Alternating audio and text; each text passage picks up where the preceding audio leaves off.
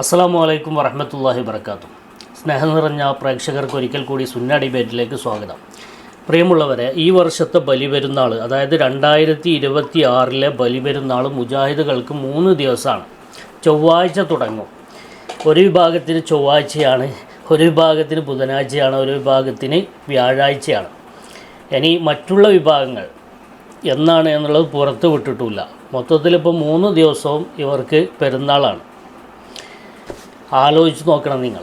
ഇവിടെയുള്ള മുസ്ലിമീങ്ങളുടെ ആശയം ശരിയല്ല, ആദർശം ശരിയല്ല, അവരുടെ തൗഹീദ് പിഴച്ചതാണ് എന്ന് പറഞ്ഞ് അവരെ ശരിയാക്കാൻ വന്ന ടീമാണ് ഇപ്പോൾ പരസ്പരം ശരിയാക്കിക്കൊണ്ടിരിക്കുന്നത്. നോക്കൂ നിങ്ങൾ.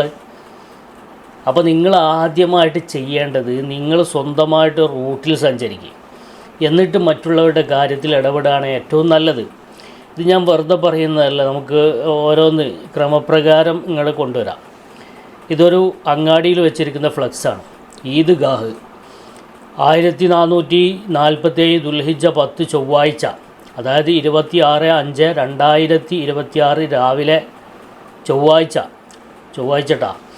രാവിലെ 7:30 ഡ്രീം അവന്യൂ ഗ്രൗണ്ട്, പുഞ്ചിരി ബസ് സ്റ്റോപ്പ്, കരുവന്തുരുത്തി ഫറോക്കിലാണിത്. കോയക്കുട്ടി ഫാറൂഖിയാണ് ഇതിന് നേതൃത്വം നൽകുന്നത്. ഹിജറ കമ്മിറ്റി ഇന്ത്യയാണ് സംഘടിപ്പിക്കുന്നത്. നമ്പർ വരെ കൊടുത്തിട്ടുണ്ട്, വേണമെങ്കിൽ വിളിച്ച് നോക്കാൻ പറ്റും. സത്യമല്ല എന്ന് വിളിച്ച് നോക്കാൻ പറ്റും.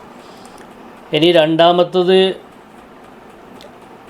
ബുധനാഴ്ചയാണ്. ഈദ്ഗാഹ് ദുൽഹജ്ജ് 10 2026 മെയ് 27 ബുധൻ രാവിലെ 7:30 റൈബാൻ ഓഡിറ്റോറിയം ഗ്രൗണ്ട്, ആലപ്പുഴയാണത്.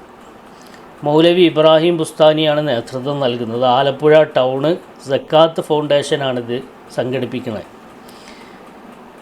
അതിൻ്റെ നമ്പറും കാര്യങ്ങളൊക്കെ കൊടുത്തിട്ടുണ്ട്, ഫേക്കല്ല.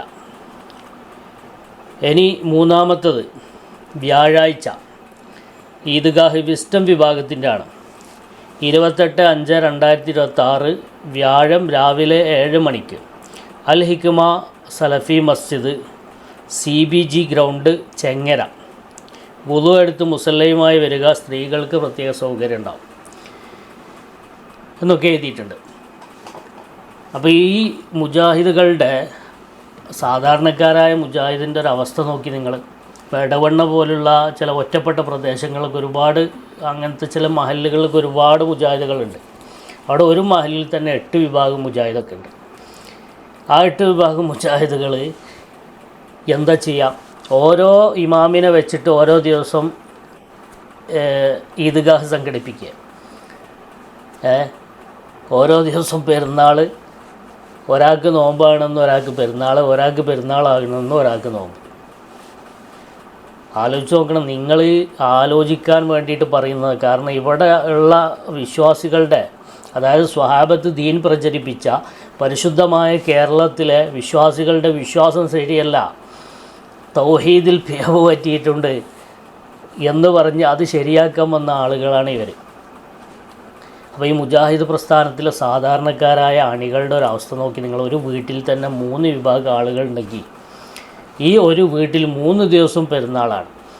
ഇപ്പോൾ VD സതീശൻ പുതിയ മുഖ്യമന്ത്രിയായിട്ട് 2 ദിവസം പെരുന്നാൾ പ്രഖ്യാപിച്ചിട്ടുണ്ട്. ഇത് അതിനേക്കാൾ കടത്തി വട്ടി 3 ദിവസം. അതുകൊണ്ടായിരിക്കണം ചില മുസ്ലിം സംഘടനകൾ ഇതിനു മുന്നേ ഒക്കെ 3 ദിവസമെങ്കിലും പെരുന്നാൾക്ക് ലീവ് അനുവദിക്കണം എന്ന് അത് ഒരു സ്ഥിരമായ പ്രഖ്യാപനമാക്കിയിട്ട് സർക്കാർ കൊണ്ടുവരണമെന്ന് ആവശ്യപ്പെടാൻ തുടങ്ങിയിട്ട് കുറേ കാലമായി. ഇതുവരെ അത് അനുവദിച്ച് കിട്ടിയിട്ടില്ല. ഇതൊക്കെ പരിഗണിച്ചുകൊണ്ടാണോ എന്ന് സംശയിച്ചു പോവുകയാണ്. മുജാഹിദുകൾ പ്രത്യേകം അതിൽ അപേക്ഷ കൊടുത്തിട്ടുണ്ടെങ്കിൽ ഇതൊക്കെ പരിഗണിച്ചു കൊണ്ടായിരിക്കും. കാരണം ഇത് 3 നിൽക്കാൻ സാധ്യതയില്ല.